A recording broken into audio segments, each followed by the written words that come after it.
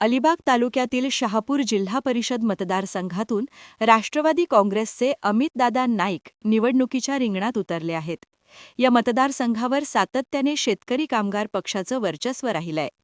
खारेपाटातील जनतेच्या प्रश्नांवर अमितदादा भरभरून बोलतात. गेली अनेक वर्षे हा भाग विकासापासून कायम वंचित राहिलाय. इथल्या शेतीचे प्रश्न, पिण्याच्या पाण्याचे प्रश्न, बेरोजगारी याची त्यांना जाणीव आहे. या भागात येऊ घातलेले प्रकल्प परत पाठवण्यात आले. इथं विकास हवा असेल तर प्रकल्पांचं स्वागत करायला हवं, असं ते आवर्जून सांगतात. ठिकठिकाणी होणाऱ्या प्रचार सभांमध्ये ते खारेपाटाच्या विकासावरच बोलतात. त्यामुळे लोक त्यांचं स्वागत करीत आहेत. त्यांच्याशी बातचीत केलीये आमचे प्रतिनिधी प्रफुल्ल पवार यांनी. नमस्कार, मी प्रफुल्ल पवार आणि आपण पाहताय कोकण मंथन. कोकण मंथनच्या आजच्या भागात आपल्या सोबत आहेत अलिबाग तालुक्यातील शहापूर जिल्हा परिषद मतदारसंघातील राष्ट्रवादी काँग्रेसचे उमेदवार अमितदादा नाईक. दादा, स्वागत आहे आपलं नमस्ते. कोकण मंथन मध्ये. खरं तर दादा, निवडणूक प्रचाराचा धुरळा आता उडायला सुरुवात झाली आहे. प्रचाराला आता 4-5 दिवसच शिल्लक राहिलेत. एक राष्ट्रवादी काँग्रेसचा कार्यकर्ता म्हणून काय सांगाल, कशा पद्धतीने आता हा आपला पुढचा प्रचार असणार आहे? सर्वप्रथम आमचे नेते स्वर्गीय अजितदादा पवार यांना श्रद्धांजली वाहतो. मला वाटत नव्हतं आयुष्यामध्ये हा दिवस एवढा लवकर येईल, परंतु जसे दादा म्हणायचे की प्रत्येकाला एक दिवस जायचं आहे, परंतु दादांनी आपल्यातनं लवकरच एक्झिट घेतलं. गेल्या 2 दिवस आमचा प्रचार पूर्णपणे बंद होता, परंतु आज सकाळपासून पुन्हा आमचे पक्षाचे कार्यकर्ते घरोघरी हँडबिल वाटपाचं काम आजपासून चालू केलेलं आहे. कारण दादांनी सांगितलेलं आहे की जग हे कोणासाठी थांबत नसतं. तुम्हाला तुमची जी रोजची दिनक्रम आहे ही शेवटी एक ना एक दिवस चालू करावी लागते. आणि त्याप्रमाणे आज सकाळी पुन्हा एकदा प्रचाराला आमच्या सर्व कार्यकर्त्यांनी सुरुवात केलेली आहे. नक्कीच दादांनी सांगितल्याप्रमाणे शो मस्ट गो ऑन अशा पद्धतीने आपण आता प्रचाराला सुरुवात केलेली आहे. आम्ही आपण पुढच्या भागाकडे वळूया. खरं तर गेली अनेक वर्ष तुम्ही राजकारणात सक्रिय आहेत. स्वर्गीय माजी आमदार मधुकर ठाकूर यांच्या माध्यमातून त्यांच्या पावलावर पाऊल ठेवून आपण राजकारणात उतरलात काँग्रेसच्या माध्यमातून, आणि त्यानंतर मागच्या 5 वर्ष तुम्ही राष्ट्रवादी काँग्रेसची संपूर्ण अलिबाग विधानसभा मतदारसंघाची जबाबदारी सांभाळतात. कशा पद्धतीनं जनतेशी कनेक्ट वाढवलात तुम्ही, आणि कुठले कुठले उपक्रम राबवलेत की जे जनतेच्या उपयोगाचे आहेत, जनतेला लाभदायक ठरू शकतात? आदरणीय स्वर्गीय आमचे सगळ्यांचे लाडके आमदार पप्पा यांनी मला, हे माझे गुरुवारी आहेत आणि त्यांनी मला राजकारणामध्ये आणला. त्यांनी दिलेली शिकवण आहे की माझा एक सवय आहे की मी 10% राजकारण करतो आणि 90% समाजकारण करतो. फक्त जेव्हा इलेक्शन येईल त्या दिवशी फक्त आपण इलेक्शनचा पुरतच आपण मर्यादित राजकारण करतो. इतर दिवशी मी राजकारण करणारा कार्यकर्ता नाही आहे. ही शिकवण आमच्या अजितदादांची आहे. अजितदादांनी पण ती शिकवण देऊन गेलेली आहे की राजकारण त्या दिवशी राजकारण करायचं आणि इतर दिवशी ते विसरून जायचं असतं आणि लोकांचं काम करायचं असतं. गेल्या 25 वर्ष मी राजकारणामध्ये सक्रिय आहे. त्यातील 5 वर्ष गेल्या राष्ट्रवादी काँग्रेस पक्षामार्फत मी ह्या विभागामध्ये काम करतोय. मला आदरणीय अजितदादांनीच जिल्हा नियोजनवर घेतलं होतं आणि त्या जिल्हा नियोजन मार्फत मी ह्या विभागामध्ये एक ना अनेक कामं केली आहेत. रस्ते असो, पाण्याचा प्रश्न असो, किंवा इथे असणारे आठवडा बाजार असो, असे मोठे मोठे प्रश्न मी त्या पक्षामार्फत प्रयत्न केलेला आहे. आणि ह्याचं सगळं श्रेय आमचे नेते अजितदादा पवार आणि आपले सगळ्यांचे लाडके खासदार सुनील तटकरे ह्यांचं आहे. आणि त्यांच्यामुळेच मी आज ह्या जनतेपर्यंत मी पोहोचू शकलो आणि आज निवडणूक लढू शकलो. हे नक्कीच. आम्ही दादा, खरं तर अलिबाग तालुका हा मुंबईला अतिशय जवळ असलेला तालुका आहे. कारण रेवत जेटीचा इतिहास बघितला तर ब्रिटिश काळापासून इतिहास आहे हा. त्याच्यामुळे मुंबईशी कनेक्ट तेव्हापासून होता. पण आजही जर बघितलं तर खारेपाट, खास करून खारेपाट, ज्या पद्धतीनं खारेपाटाचा विकास व्हायला पाहिजे होता तो झालेला दिसत नाही. कुठले मूलभूत प्रश्न इथं आहेत आणि ते घेऊन तुम्ही या निवडणुकीच्या रिंगणात उतरलात? गेले अनेक वर्ष स्वर्गीय अंतुल साहेबांचं स्वप्न होतं की रेवसकरांचा पूल व्हावा. तो पूल आता प्रत्यक्षात काम ह्या महाविकास आघाडी सरकारने चालू केलेलं आहे.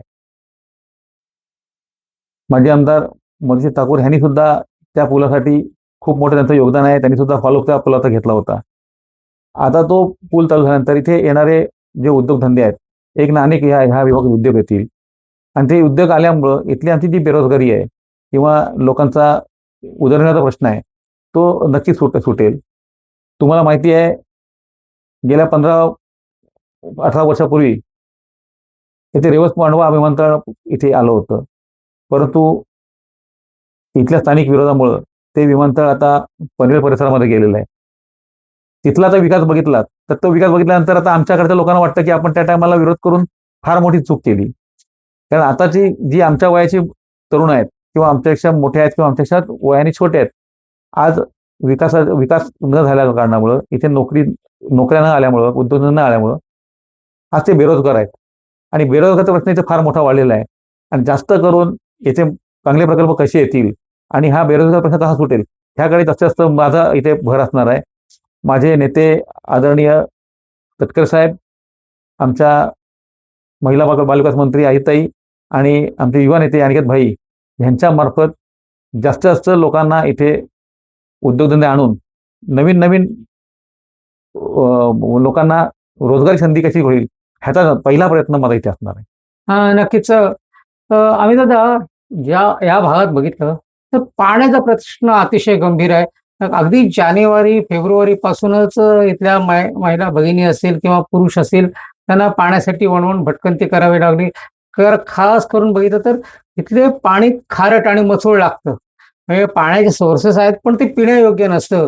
वेगवेगळ्या पाणी पुरवठा योजना राबवल्या जातात, परंतु त्या सुद्धा फेल ठरलेल्या पाहायला मिळतात. काय नेमकं विजन आहे इथल्या जनतेचा? पाणी हा सगळ्यात लोकांचं जीवन आपण म्हणतो पाणी. तर कशा पद्धतीनं हा पाणी प्रश्न सुटणार आहे? माझा मतदारसंघ हा जास्त करून समुद्राच्या आणि खाडीच्या बाजूला असल्या कारणामुळं या मतदारसंघामध्ये जे पाण्याचे स्रोत आहेत, तलाव असो, विहिरी असो, बोरिंग असो, ह्या एकतर मुसळ किंवा खाऱ्या आहेत. त्याच्यामुळे इथे पिण्याच्या पाण्याचा प्रश्न किंवा वापरण्याच्या पाण्याचा प्रश्न फार मोठा भेडसावतोय. गेल्या कित्येक वर्ष माझं स्वप्न आहे की सारळगोल धरण तुम्ही ऐकलं असाल. सारळगोल धरण जर इथे झालं, तर इथला पाण्याचा प्रश्न बऱ्यापैकी आमच्या खारीपाड्यात सुटू शकतो. त्याच्यासाठी माझा पाठपुरावा बऱ्याच वर्ष चालू होता. मी तो विषय आपल्या अजितदादांपर्यंत पण पोहोचवला होता. परंतु त्या विषयाला आता थोडा ब्रेक लागलेला आहे. ह्याच्या पुढे आता एकदा पुन्हा आमची जिल्हा परिषदमध्ये आम्ही एकदा विराजमान झालो, की पुन्हा त्या प्रश्नाचा मी पाठपुरावा करीन आणि पाण्याचा प्रश्न शक्यतो कसा सोडवता येईल, ह्या महिलांच्या डोक्यावरचा हंडा कसा उतरवता येईल, ह्याच्याकडे जास्त जास्त माझं लक्ष असणार आहे. कारण मी सुद्धा पाण्यासाठी वणवण भटकलेला माणूस आहे. आज माझ्याकडे स्वतःकडे पाणी आहे. माझ्या मार्फत जेवढं पाणी माझ्या खारीपाटाच्या लोकांना पुरवता येईल, आज नौखारला मी स्वतः टँकरने पाणी पुरवतो. माझी ग्रामपंचायतमध्ये स्वतःचा टँकर आहेत. त्यामुळे माझ्या इथल्या लोकांचा बऱ्यापैकी प्रश्न टँकरद्वारे सोडण्याचा प्रयत्न केला आहे. परंतु तो परमनंट कसा सोडवता येईल ह्याचा पहिला प्रयत्न माझा नक्की असेल. नक्कीच दादा. मगाशी आपण चर्चा करत होतो त्यावेळेला तुम्ही एक महत्वाचा मुद्दा मांडलात, तो अतिशय गंभीर आहे, की खारेपाट्यातील जनतेच्या आरोग्याचा प्रश्न. आरोग्याचा म्हणजे किमान प्राथमिक ज्या सुविधा पाहिजेत त्या तातडीने उपलब्ध होत नाहीत, अशी तुम्ही खंत व्यक्त केलीत. काय नेमका विषय आहे आणि त्यावर कशी मात करता येऊ शकते? खारीपाट विभागामध्ये याचं बघितलं तर एखादं समजा कोण आजारी पडलं तर इथून सिव्हिल हॉस्पिटलशिवाय पर्याय नाहीये. म्हणजे अलिबाग सिव्हिल हॉस्पिटल इथून आमच्याकडून जवळ 27 ते 28 किलोमीटर आहे. तर एखादा पेशंट आजारी पडला 27-28 किलोमीटरपर्यंत त्याचा रस्त्यामध्ये म्हणजे त्याचं प्राण जाण्याचा पण शक्यता निर्माण होते. माझा पहिला लक्ष असं असेल की या खारीपाटामध्ये आमचं पेडांबा इथे चांगलं एक आरोग्य केंद्र आहे. परंतु त्याचं तर एकंदरीत त्याची इमारत बघाल तर फार जुनी झालेली आहे आणि अगदी अगदी बेहाल आहे ती इमारतीची कंडिशन. माझं पहिलं लक्ष असलेलं आहे, मी तेव्हा जिल्ह्याला गेलो पहिल्यांदा, तेव्हाही हाच प्रश्न पहिला मी घेतला होता, की बाबा आरोग्याची व्यवस्था पहिली तिथली चांगली झाली पाहिजे. काल सुद्धा मी त्या केंद्राला भेट दिली होती. काल सुद्धा बघितलं तिथे जाऊन. निवडून आलो, की पहिला माझा प्रश्न असेल, की ते आरोग्य केंद्र जे आहे, ते सुसज्ज कसं करता येईल, ह्याच्याकडे लक्ष असणार आहे. कारण खारीपाड्याच्या जनतेला आरोग्य सेवा देणं, ही खरोखर म्हणजे आम्ही राजकारणी असलो तरी आमचं आमचं कामच आहे ते, की लोकांची सेवा करणं आमचं काम आहे. त्यामुळे ते लोकांच्या सेवेत ना जास्तीत जास्त लोकांपर्यंत आरोग्याची सेवा कशी पुरवता येईल, हा पहिला प्रश्न मी नक्की मार्गी लावणार. नक्कीच. या मूलभूत सुविधा झाल्या ज्या ग्रामपंचायतीपासून जिल्हा परिषदच्या जे सदस्य असतील, लोकप्रतिनिधी असतील, त्यांनी त्या सोडवणं गरजेचं आहे. दादा, गेले अनेक वर्ष या भागात वेगवेगळे प्रकल्प येऊ पाहत होते. विमानतळाचा विषय तुम्ही मांडलात आणि त्यानंतर रिलायन्सचा औष्णिक वीज प्रकल्प असेल किंवा टाटाचा औष्णिक वीज प्रकल्प असेल, असे अनेक प्रकल्प इथं येऊ पाहत होते. परंतु त्या प्रकल्पांना विरोध झाला. म्हणून हे प्रकल्प येऊ शकले नाहीत. भविष्यात इथं काय प्रकल्प आणण्यासाठी आपले प्रयत्न सुरू आहेत किंवा हे जे येणारे प्रकल्प आहेत, त्यांना कसा विरोध होणार नाही, यासाठी आपले काय प्रयत्न राहणार? सर्वप्रथम इथे येणाऱ्या प्रकल्पांचं आम्ही स्वागत करणार आहोत. येणाऱ्या प्रकल्पाला इथे आमचा नक्की विरोध नसणार आहे. कारण मागे जे प्रकल्प आले होते, म्हणजे आता टाटा पॉवर सारखा प्रकल्प आला होता. त्यांनी 17-18 वर्षापूर्वी इथली जमीन ॲक्विजिशन केली होती. परंतु जमीन ॲक्विजिशन केल्यानंतर तिथे नवीन म्हणजे तिथे काहीच प्रोग्रेस झाली नाही. 17-18 वर्ष गेले शेतकऱ्यांची जमीन ताब्यात घेतलेली आहे. परंतु शेतकऱ्यांना 17-18 वर्षाचा कोणताही मोबदला मिळाला नाही. माझा पहिला लक्षात ते असेल, की आता तिथे तुम्हाला माहिती आहे, की टाटा पॉवर प्रकल्प जाऊन तिथे सिनार्मस नावाचा एक कागद कंपनीचा प्रकल्प मोठा येतोय. माझा पहिला प्रयत्न तो असेल, की खासदारांच्या मार्फत, आमच्या तटकरे साहेबांच्या मार्फत आपले राज्याचे मुख्यमंत्री आदरणीय देवेंद्र फडणवीस साहेब यांच्याबरोबर बसून किंवा आपले उद्योग मंत्री उदयजी सामंत साहेब यांच्याबरोबर बसून ह्या ज्या शेतकऱ्यांचा 17-18 वर्ष जी जमीन ताब्यात घेतलेली आहे सरकारने किंवा एखाद्या प्रकल्पासाठी ताब्यात घेतलेली आहे आणि त्यांना जो मोबदला मिळाला नाही 17-18 वर्षाचा, तो कसा देता येईल हा पहिला प्रश्न असेल. किंवा ते येणाऱ्या टाटा पॉवर कंपनीने एक शेतकऱ्यांना सांगितलं होतं, की एका घरामध्ये एक नोकरी असं त्यांनी दिलं होतं. तर ती नोकरी आता ह्या प्रकल्पामध्ये नवीन येणाऱ्या प्रकल्पामध्ये तरुण कशी देता येईल हा पहिला प्रयत्न असेल.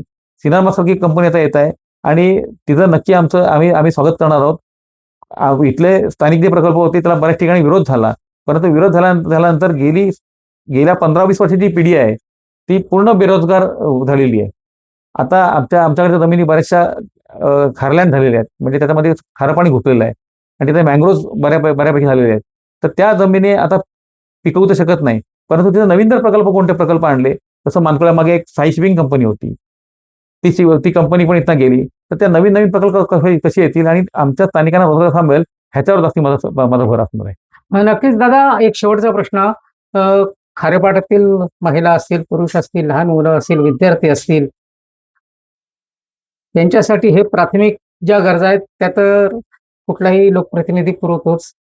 पण या सगळ्यांसाठी आपलं व्हिजन काय आहे भविष्यात? भविष्यात खारेपाट कसं असावं? तर काय तुमच्या डोळ्यासमोरचं चित्र आहे?